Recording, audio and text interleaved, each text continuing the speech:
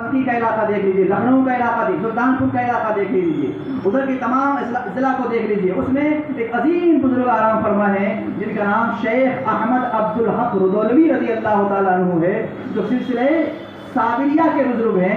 جب ان کا آپ شجرہ دیکھیں گے، یہ اوپر جاتے جاتے صابر پاک تک اور اوپر جائے گا بابا فرید تک پہنچ جائے گا. آپ لکھنؤ جائیں، آپ بیلگرام چلے جائیں، بیلگرام میں تمام جو سیدوں کے دادا ہیں، جہاں سے ماریرا نکلی، جہاں سے کالپی کی شاخ نکلی، جہاں سے درجنوں شاخیں نکلی پورے ملک کے اندر پھیل گئی، اس کے جو جد اعلیٰ ہیں نا، سب کے جو باپ ہیں سید محمد سہرا، جن کا مزار بیلگرام میں ہے، وہ خلیفہ ہیں قطب الدین بختیار کاکی کے. وہ خلیفہ ہیں قطب الدین بختیار کاکی کے، اور وہ خلیفہ ہیں سرکار خواجہ غریب نواز کے. میں پھر سے کہوں گا، آپ ہمارے پورے بر صغیر میں بیٹھ کر کسی بھی شہر میں بیٹھ کر پھل توڑ لیجئے، وہ پھل تو آپ کی شاخ کا ہوگا مگر جڑ لگی ہے اجمیر محلہ میں. چشتیوں کی قربانیوں کو فراموش کبھی نہیں کیا جا سکتا، یہ انہی کی قربانی کا نتیجہ. تھوڑا سا اور آگے بڑھ جائیے. آپ جانا چاہتے ہیں گلبرگہ، کوئی دقت نہیں، چلے جائیے. آج جو پورا دکن کا علاقہ روشن ہے گلبرگہ کے سائڈ کا، وہ سرکار خواجہ بیچو دراز بندہ نواز کی قربانیوں سے ہے. اور بیچو دراز بندہ نواز خلیفہ ہیں چراغ دہلی کے، اور چراغ دہلی خلیفہ ہیں نظام الدین کے. نظام الدین ہیں بابا فرید کے، بابا فرید ہیں قطب الدین کے، سرکار خواجہ غریب نواز کے. وہاں جو شمع روشن ہے وہ خواجہ کے در کی شمع ہے. آپ نکل جائیے بمبئی کے علاقے میں، آپ نکل جائیے اورنگ آباد مہاراشٹر کے علاقے میں، آپ کو برہان الدین غریب کا مزار ملے گا، آپ کو زین الدین شیرازی کا مزار ملے گا، آپ کو منتخب الدین زرزری بخش دولہا کا مزار ملے گا.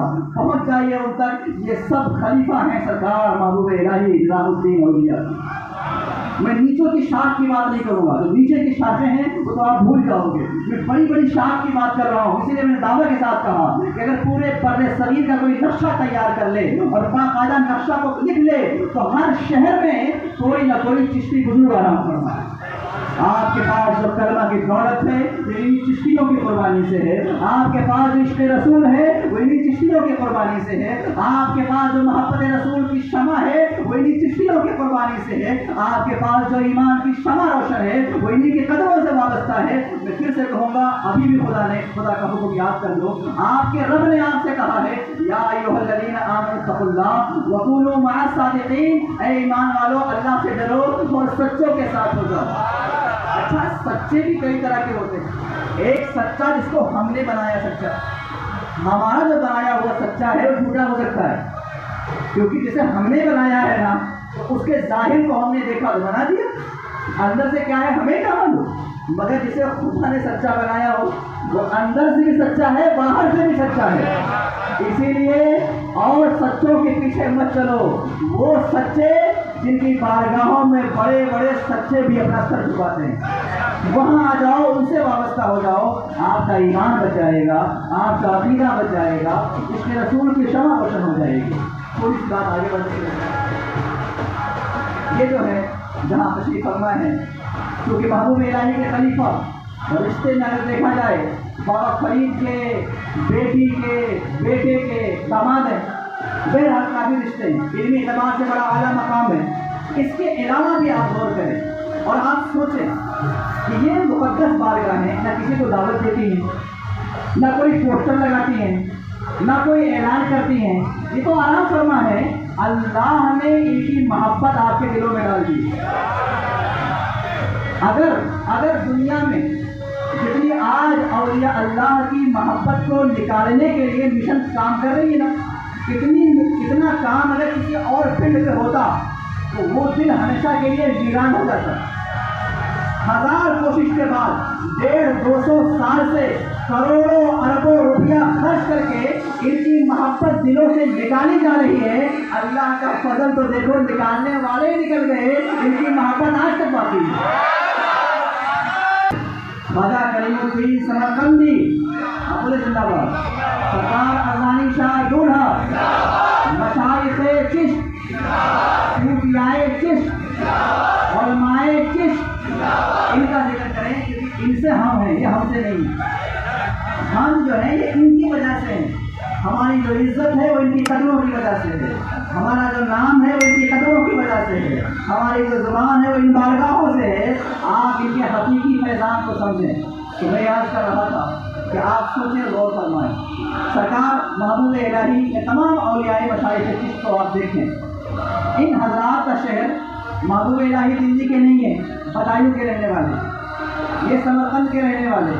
सरकार कुतुबुद्दीन बख्तियार काकी दिल्ली के नहीं है, बाबा फरीद पटन के रहने वाले नहीं है, सरकार ख्वाजा अजमेर के रहने वाले नहीं है, सब अलग अलग से। मगर इतनी बड़ी कुर्बानी, आप जानते हैं वतन छोड़ना मुश्किल काम, खानदान छोड़ना और मुश्किल काम, बाल बच्चों को छोड़ना और मुश्किल काम। इन सारी मुश्किलों से लोग आगे बढ़ के कहे सारी मुश्किलें कबूल हैं, मुस्तफ़ा का जो दीन है उसे आगे पहुंचाना है, मुस्तफ़ा का दीन आगे पहुंचाना है। इसके लिए वतन छूट जाए, जुर्म है सह लेंगे, भूखा रहना है बर्दाश्त है, मगर मुस्तफ़ा का दीन जो हम तक पहुंचा है इसे आगे मुंतकिल करना है। क्या इनके मानने वाले, इन बारगाहों में जब ईसाई करने वाले, इन कदरों से वाबस्ता लोग आखिर इस बात को क्यों नहीं सोचते? इन हजरात ने कई मुल्क दूरी से आकर के दीन की शमा को रोशन किया, और इस मुल्क में रह के, इसी शहर में रह के हम दीन का काम नहीं कर सकते। इन्होंने भूख बर्दाश्त करके ला इलाहा इल्लल्लाह मुहम्मदुर रसूलुल्लाह को घर घर पहुंचाया। इन्होंने जुल्म बर्दाश्त करके मुहम्मदुर रसूलुल्लाह का प्यारा नाम लोगों की जुबान पे जारी करवा दिया। इन्होंने ज़ातियाँ बर्दाश्त करके लोगों के सर को अल्लाह की बारगाह में झुका दिया। हमें ना वतन छोड़ना है, ना खानदान छोड़ना है, ना बाल बच्चों को छोड़ना है, वतन भी वही, खानदान सब कुछ वही रहकर क्या इन कदमों से वाबस्ता होने की वजह से हम पर ये जिम्मेदारी नहीं बनती कि इनके गुलाम होने की वजह से हम भी तैयार हो जाएं कि इन्होंने कम से कम इतनी बड़ी कुर्बानी दी, हमारी वो हैसियत तो नहीं, मगर हम इस शहर के अंदर इनका नाम हर जगह रोशन कर देंगे। बच्चे को बताएंगे कि सरकार ख्वाजा करीमुद्दीन समरकंदी कौन है, हर दिल में डालेंगे कि महबूब इलाही का मर्तबा क्या है, हर बच्चे को बताएंगे कि मौलाना मुगीस की कुर्बानियाँ क्या है, हर एक के दिल में डालेंगे